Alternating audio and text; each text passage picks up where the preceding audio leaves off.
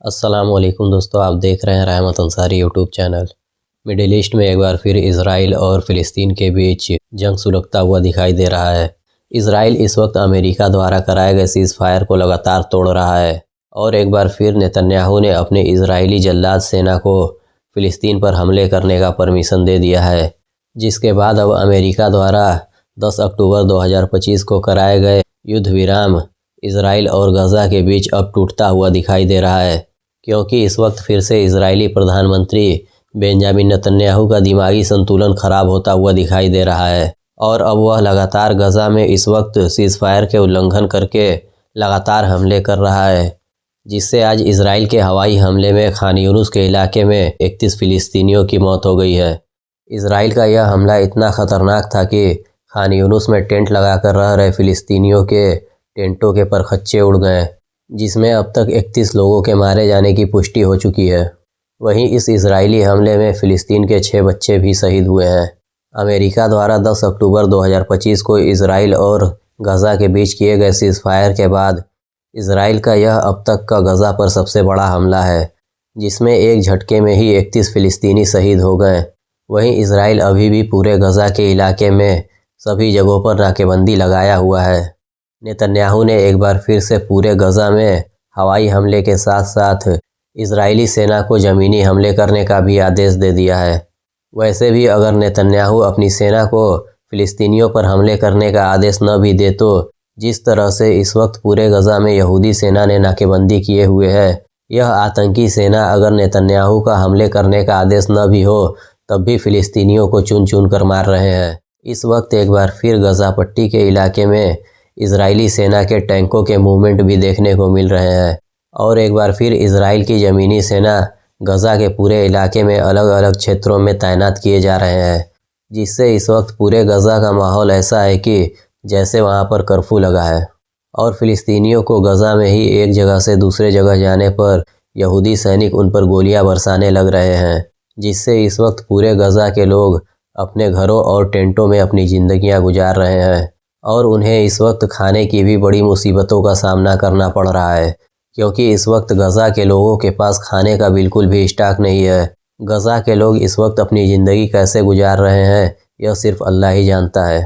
क्योंकि इस वक्त इजरायली हमलों के साथ साथ पूरे गजा में ख़तरनाक ठंड भी पड़ रहा है और इस वक्त लगातार ठंड हवाओं की तूफ़ानें और बारिशों ने गजा के लोगों की ज़िंदगी को मुश्किल बना दिया है, जिससे टेंट में अपनी ज़िंदगी को गुजार रहे फ़िलिस्तीनी लोगों को काफ़ी मुश्किलों का सामना करना पड़ रहा है। इसके अलावा इस वक्त फ़िलिस्तीनी लोगों को खाना पानी और दवाओं की सख्त ज़रूरत है, जिससे वह इस वक्त पूरी तरह से मोहताज बने हुए हैं। इजरायली सेना के पूरे गजा में नाकेबंदी के वजह से वहाँ के लोग अब खाने की तलाश में अपने घरों से ज़्यादा दूर भी नहीं जा पा रहे हैं कि वह अपने परिवारों के लिए कुछ खाना इकट्ठा कर लें, क्योंकि इजराइल ने इस वक्त पूरे गजा पर पहले जैसे हवाई हमला करना शुरू कर दिया है और इजराइल की ज़मीनी सेना भी इस वक्त पूरे गजा में एक्टिव है।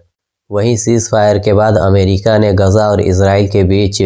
जिन जिन चीज़ों को तय किया था उन चीज़ों को गजा और हमास की तरफ से तो फॉलो किया जा रहा है, लेकिन इजराइल इस वक्त उन चीज़ों को फॉलो नहीं कर रहा है, क्योंकि जिस तरह से इस वक्त इजराइल पूरे गजा पर पहले जैसे हमले करना शुरू कर दिया है, वहीं हमास ने अमेरिका द्वारा कराए गए सीज़ फायर के बाद पलटकर इजरायली सेना पर एक भी हमला नहीं किया है। हमास के प्रवक्ता हाजेम कासिम ने अमेरिका और उन सभी देशों जो देश अमेरिका के साथ मिलकर गजा और इजराइल के बीच सीज़ फायर में शामिल थे और यह सीज़ फायर करवाया था, उन सभी देशों और अमेरिका से अपील किया है कि इजराइल द्वारा फिर से गजा पर किए जा रहे इन हमलों को बंद करवाएं, क्योंकि गजा और इजराइल के बीच हुए सीज़ फायर को अमेरिका लीड कर रहा है और अमेरिका और उसके साथी जो इस सीज़ फायर में इन्वॉल्व थे वह इजराइल को गजा पर हमला करने से रोक सकते हैं। वहीं हमास प्रवक्ता हाजेम कासिम ने यह भी बताया है कि इस वक्त इजरायली सेना पूरे गजा में जगह जगह पर पॉइंट बनाकर अपने टैंकों को तैनात कर रहा है और फ़िलिस्तीनी लोगों को जगह जगह पर उनके महदूद इलाकों में कैद करके रखा हुआ है, जिससे इस वक्त पूरे गजा के लोग खाना लेने के लिए भी अपने घरों से बाहर नहीं आ रहे हैं, क्योंकि इजरायली सेना लोगों पर टैंकों और गोला बारूद से हमले करना शुरू कर दे रहा है। हमास के प्रवक्ता हाजेम कासिम ने कहा है कि वह अमेरिका के इस सीज़फायर के बाद अपने कमांडरों और हथियारों को पूरी तरह से कंट्रोल में किए हुए हैं। लेकिन इजरायली सेना जिस तरह से फिर से पहले जैसे हमले करना शुरू कर चुका है, इससे ऐसा लग रहा है कि इजराइल एक बार फिर गजा में नई जंग छेड़ने की तैयारी कर रहा है और वह इस वक्त फिर से पूरे गजा में हवाई और ज़मीनी हमले करके हमास के लड़ाकों को फिर से उकसा रहा है। हमास के प्रवक्ता ने अमेरिका को मुखातिब करते हुए कहा है कि अमेरिका और उसके इत्तेहादी देश जो गजा में सीज़फायर को लीड कर रहे थे, वह इस बात पर कायम रहें कि इजराइल फिर से गजा पर हमला न कर पाए और इजराइल के तरफ से एक बार फिर से गजा पर जंग न थोपा जाए, वरना एक बार फिर से इजराइल के खिलाफ हमास जंग की तैयारी करेगा। वहीं गजा के लोगों के लिए एक अच्छी खबर भी आ रही है, जिसमें बताया जा रहा है कि इजरायली सेना ने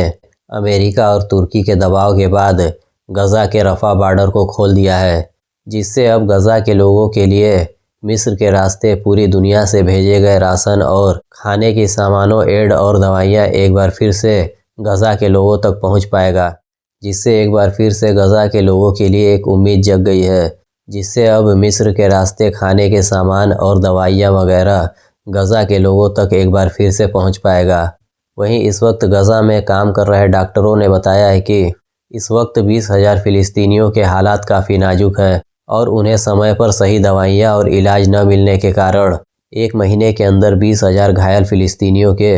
जान जाने का खतरा है। गजा में काम कर रहे डॉक्टरों को यह उम्मीद जगा है कि अब रफा बॉर्डर खुलने के बाद मिस्र के रास्ते दवाइयाँ और खाने की सामग्री घायल लोगों तक जल्द से जल्द पहुंच पाएगा, जिससे अब मौके पर उन लोगों का सही इलाज किया जा सकेगा। लेकिन दूसरी तरफ पूरे गजा में फिर से यह चिंता बना हुआ है कि इजराइल ने जिस तरह से पूरे गजा में पहले जैसे हमला करना शुरू कर दिया है, अगर यह जारी रहता है तो फिर हालात पहले जैसे फिर ख़राब हो जाएंगे और फिर से फ़िलिस्तीनी लोगों के मौत का आंकड़ा बढ़ने लगेगा। वहीं हमास के प्रवक्ता हाजिम कासिम ने इजराइल के हवाई हमलों को देखते हुए अमेरिका को उसके सीज़फायर के नियमों को याद दिला दिया है